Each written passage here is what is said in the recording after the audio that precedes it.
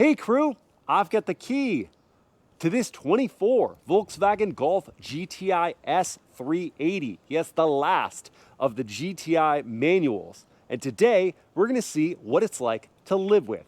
Starting with the spacing in my driveway, which is 16 feet wide by 19.5 feet long. I've got the GTI parked maybe 3 or 4 inches from the edge, sitting next to a new Honda Odyssey that my wife is reviewing. If you want to check out her content, it's at Mobile Mama on TikTok, Instagram, and YouTube. She's got that one backed in right at the edge. Nice job, honey.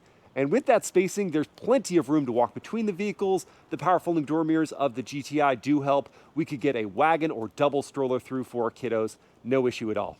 The front of the GTI is just before the gutter at the beginning of my driveway, and that leaves so much room at the back to walk in front of the hedge on the path to my front door. When first hopping inside, I'd love to say I could just leave the key fob in my pocket, put my hand on the door handle and unlock the doors, but unfortunately the S trim doesn't have smart keyless entry, so I do have to fish that key fob out, hit the unlock button. That does unlock all the doors, and I'll wait until I'm parked next to someone else in a lot to show you the true door opening space. For now, that's one defined notch, and I can go 2 and have an easier entry.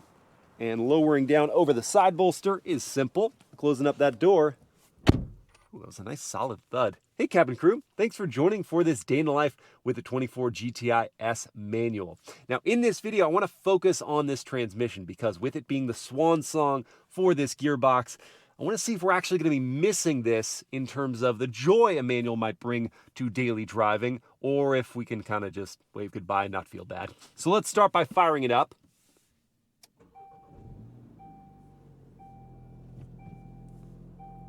And hear that turbo 4-cylinder come to life. Let's listen to the idle from outside the car now.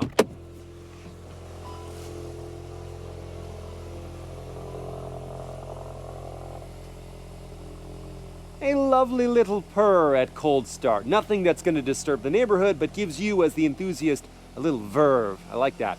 Oh, and I should mention I've got curb ramps to help with the clearance of the gutter at the front of my driveway, but the GTI isn't terribly low, so as long as you take it at a slight angle, you don't need curb ramps. In my case, just want to take it head on and not worry about it. Now, before we head out, let me show you where I would stick the items I bring with me every day. Like my iPhone 15 Pro, which can go on this wireless charging pad. Inside this cup holder, which does get smaller if you need it, but I have a 32-ounce water bottle that I want to stick inside that spot, and it actually does hold it in place there. It might get in the way of the manual though, so I'm actually going to move it over here to the door pocket where it fits again. And just inside the door pocket behind that is my Racebox 0 to 60 timer. I couldn't fit inside this console my GoPro accessory case, so I put that in the glove box. Instead, I have my wallet and my sunglasses. And I wish the whole glove box was felt lined, but it's just the bottom, so I put these facing down not to scratch the lenses. So I think the storage inside this car is pretty good. Now let me throw in my seatbelts and release the parking brake, head into first gear, roll on forward, feel the right tire dip down, and I am going to clear my neighbor's basketball hoops by a lot.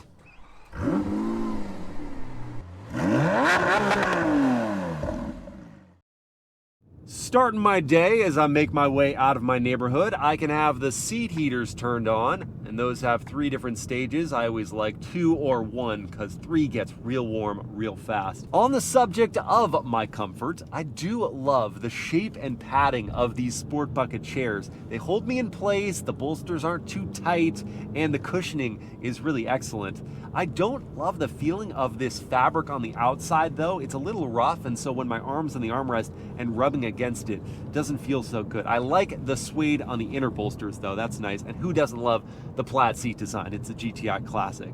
The adjustments to the seat are a hybrid of manual and power. So it's manual sliding forward or backward and height adjustment, but it's got a power recline. It's an interesting mix, and at least in the case of the manual, I would have preferred a power slide because you want your foot to be at that perfect distance of clutch pedal engagement. And in this case, I feel like I'm a little too close, but if I slide it back one, then I'm just a little too far away. So somewhere in between would have been nice. But at least I can adjust the manually tilting and telescoping wheel to a good spot for my hands to rest comfortably. And I've got plenty of headroom above at 6 feet tall. Now let's talk about this gearbox. And the first thing to note about the GTI with the manual is that it's pretty easy to drive.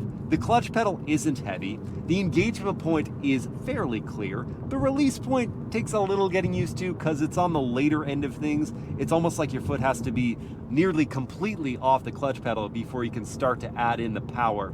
The throws are somewhere in between long and short, and the linkage I think could be a bit tighter. There is some slop to this transmission. There is a defined notch into each gear though, so there's no mystery as to whether you're in gear or not. And the shifter feel isn't perfect. It's got this half golf ball on the back, but then it's got this geometric thing over here, so the crook of your hand doesn't feel very comfortable, but the back of your hand does. Or if you want to shift like this, not sure how many people do that, it's got a nice flat surface, so that could be improved. Overall, if you're an absolute beginner with the manual, it might take a little adjustment, but if you have any experience whatsoever, you'll adapt quickly. And regardless of which transmission you choose, this engine that's paired with it, the turbo 2-liter 4-cylinder, is excellent. 241 horsepower, 273 pound-feet of torque, great numbers, but it's how you actually experience that getting around town. The boost and low-end torque come on so early that you can just easily get up to speed, even in the comfort drive mode. And I have rarely, this is why the engine suits itself so well to this manual transmission, if you're lazy, I've rarely found myself in the wrong gear for adding on some pace. Sure, if you want to try to drive around in 6th gear at 30 miles per hour, not great for the engine and probably not going to work out well for you. But I mean, just as an example, I'm going to come to a stop and start in 2nd gear. It doesn't like it, shouldn't do it very often, but you can do it. There's boost, there's torque there. Now I am eager to get some coffee, but before I get to the shop, I want to show off a few remaining daily driving details. Things like the turn signal sound. What do you think, officer? It's very conventional. I don't mind it. What about the turning radius? Wheel is cranked here.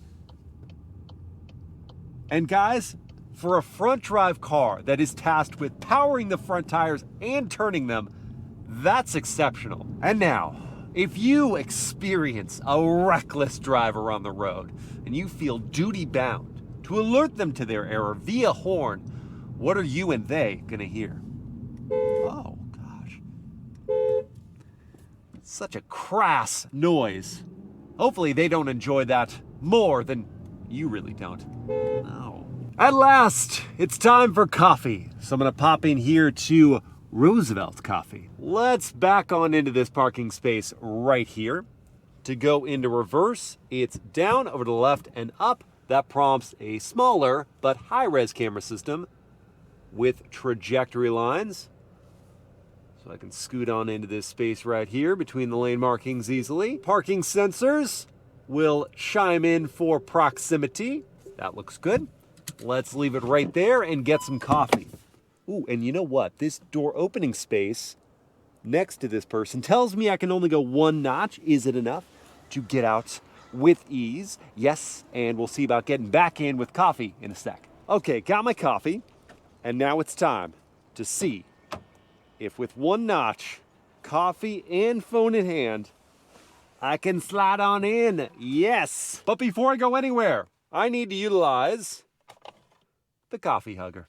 That's what I've nicknamed this device, that holds it securely in place so I can drive carefree. Darn, there is always that trouble with the manual. You gotta choose between drinking your coffee and shifting gears.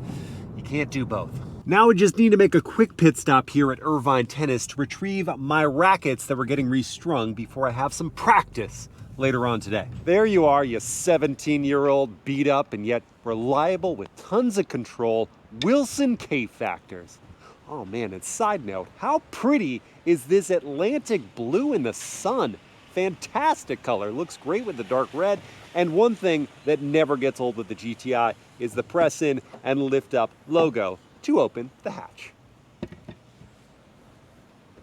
Now let's have some fun. I'm gonna start with a real world 0 to 60 test. I've got my race box set up here to record. Traction control is switched off. I'm in the sport drive mode. Now, I'm gonna head into first gear, get off the clutch, lots of tire spin, down into second, and we will hit 60 in second gear in 6.12 seconds. So it's not a perfect launch, but that's part of life, and it's still quick.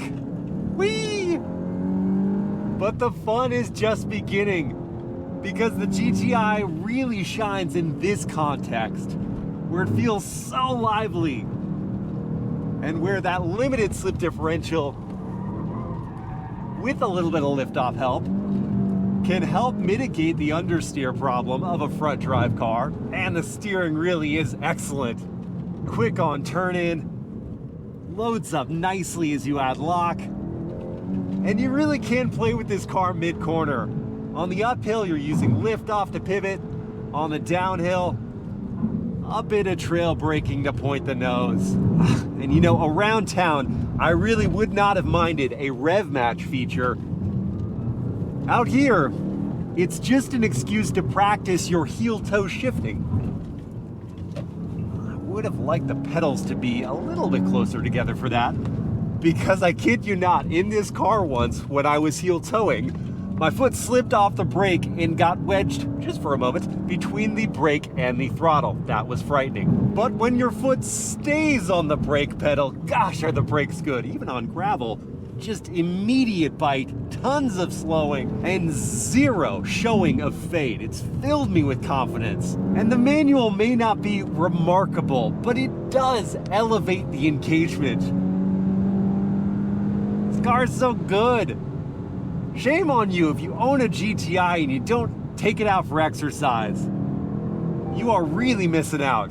And I'm missing some fuel. Uh-oh. All right, let's put some gas back in this 13.2 gallon tank. The EPA rates the GTI with the manual at 23 mpg city, 34 on the highway, and 27 combined. If I did see that 27, then I'd have a fuel range of 356 miles, but over the last 259 miles, I've been averaging pretty close, 25.6 miles per gallon. And at current fuel prices of $5.15 for 91 octane gas that the GTI does require, it's gonna cost me 67 bucks to fill this tank, and there isn't capless fueling, so I gotta work a little bit harder.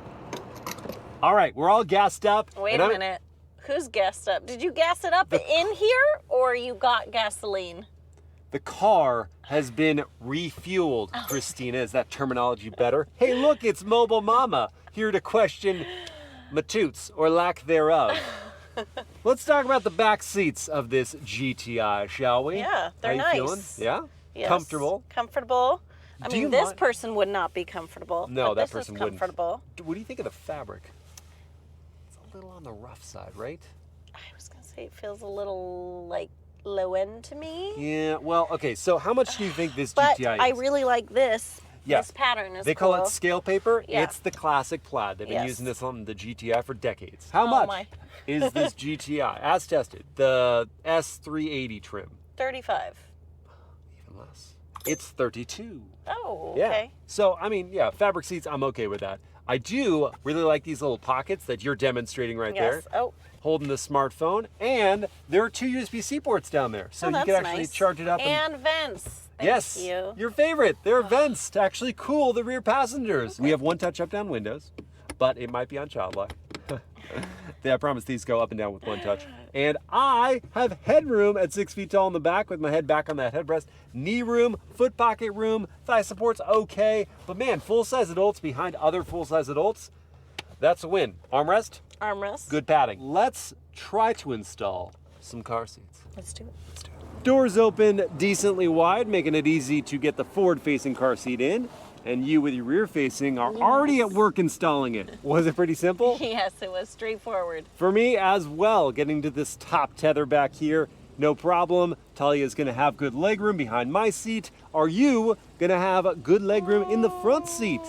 Not quite. Ooh, a little tight there, huh? Yeah. Back angle looks good, but yeah, the knees Yeah, I'm comfortable pinched up. until here. All right, so if you're taller, she's 5'9". Rear-facing car seats might be a challenge. Forward-facing, they're great. So I think we can say it. The GTI is family approved. But wait, Mobile Mama, What? What do you think of the front of the cabin? Again, for $32,000. Just keep that in mind. I'm close to it, so I have thoughts. You are Speak to right me. up in there. Speak to me. It's saying lots of plastic. Yes. And that's... My favorite material. Honestly, you know what's crazy? Didn't you have this in high school? I was just going to say that. Yes, I had a GTI in high school where we went together. Yeah, except I never went in your Never GTI. did. We weren't dating in high school. I didn't take a ride with him. Nope. I knew that was, nope, pass. Anyway. So, hey, want to go driving? No. Anyway. I don't. You wouldn't have wanted to. I drove like a maniac. My GTI Preface in high that. school, I shouldn't are have driven watching. that way. Should not have driven that way. I'm smarter, more mature now. My GTI, I think, genuinely had a nicer interior. Oh, really? At the time, my car was $23,000. Yeah. I still think, as I showed in the beginning, there's solid build quality here, but man, some of the stuff just screams Oh, it's just plastic everywhere. cheapness. Yeah. They went for glitz and glamour, and they cut down on the actual quality feel. I wonder what it was like in your car in high school. What did I drive? Pretty great, let me tell you. I had genuine leather seats. I actually had the dual clutch transmission. I didn't have the manual, and well, we'll get to the conclusion of the manual in a sec, but I liked the DCT. It was actually very early on for dual clutches in that generation or that segment of car. It was fantastic. What did I drive? She had an old Pathfinder. Yeah, you don't know the year. Come on. I don't know the year. What, it was like a 2003? I think, or an 04. Oh! I don't even know. Oh, 03, I knew the 04. generation. I knew the generation. Now it's time to go play tennis. I do have to get all of these things into the trunk, so let me prepare by removing the cargo cover first, which is an easy uninstall. Then I'm going to lower down this floor here, pull this out, drop it down above the spare donut, and now the work begins. All right, I've got the racket and balls off to the left-hand side, and that does leave room for the tennis ball machine, which isn't light, but because the GTI isn't too tall, it's easy to lift it up, and the hatch opening gives me plenty of space. This looks good. Let's close it up. It fits. And because I didn't have to split fold the rear seats at all, that means I could have kept the car seats inside and still brought all my gear. On my short drive to the tennis courts, let me just mention visibility because it's awesome in the GTI.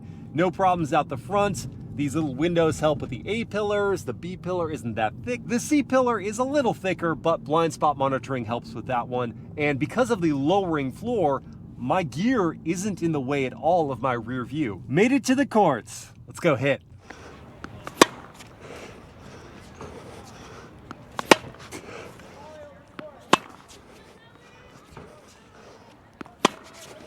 Today I'm heading south for a first drive of the 25 Audi S3, which is a close cousin of this GTI, as both use the Volkswagen Auto Group's turbo 2-liter 4-cylinder. Excited about that, and that's gonna put us on the highway for a while. Which does of course mean, Nissan Z. Traffic. And the GTI does have some driving assistance features to cut down on the fatigue of traffic, but they can feel a little bit pointless sometimes with the manual, because in this example, if I want to use adaptive cruise control, turn that on, set the speed and the gap to the vehicle in front of me, and I'm not going to have to go to the throttle or brake to maintain that gap. And while I have momentum like this, it's perfect, but if it's a stop and go situation, I am of course going to have to clutch in and clutch out, first gear, second gear, I guess if I'm sitting for a while, maybe even neutral, and that is still requiring work. But at least I have steering assistance, and that's helpful regardless of transmission, because it requires a little less focus to maintain that center line. And of course, if I got distracted for just a brief moment and started to float away from the center, it would just bring me right back in. Regardless of the speed you're traveling or the driving assist features you are using, if you're on a commute, most likely you'll want to listen to some music. So we have the standard 7-speaker sound system in the S trim of the GTI, and I'm going to use the wired Apple CarPlay. I wish it was wireless. I think it is on the larger 10-inch screen. On this base 8-inch screen, it is not. So I do have to plug in, and then the system does respond quickly to inputs. I'm thankful for that. Let's get some music going. And I have a physical volume knob here to turn up the dial. Looks to be about 50% right there.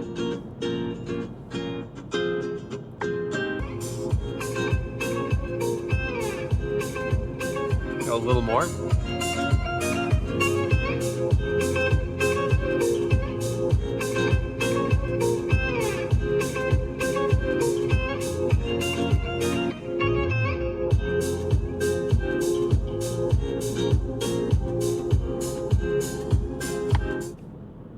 I'm not upset with that. For an entry-level sound system, that was rocking. I mean, the bass was thumping against my leg. I felt like there was enough of that punch.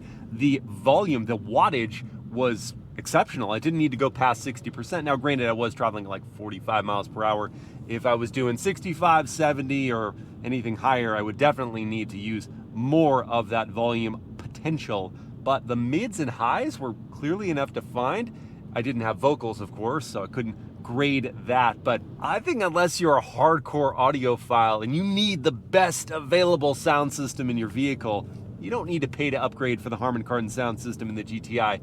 This base unit is just fine. As the speeds are starting to pick up here, I want to see about passing power. So let me go into the sport drive mode, and from fourth, I'm just going to pour it on and quickly pick up some pace to make the lane change. I'll stay in fourth at a higher RPM to go over one more. More of that boost was available to me. And you can slice and dice through traffic easily in the GTI. I didn't need to drop it all the way down to third, be in a higher part of the rev range. Just a fourth gear pull is going to be plenty. And it's actually better than that. You don't need to be in fourth gear to accelerate quickly in the GTI. Here I am at 2100 RPM, 63 miles per hour in sixth gear. And if I go half throttle, I've quickly added on 10 to 15 miles per hour, just like that. It's really got a lot low down. And now that I am at a cruising speed, I'm gonna quiet up for a minute and listen to the cabin volume.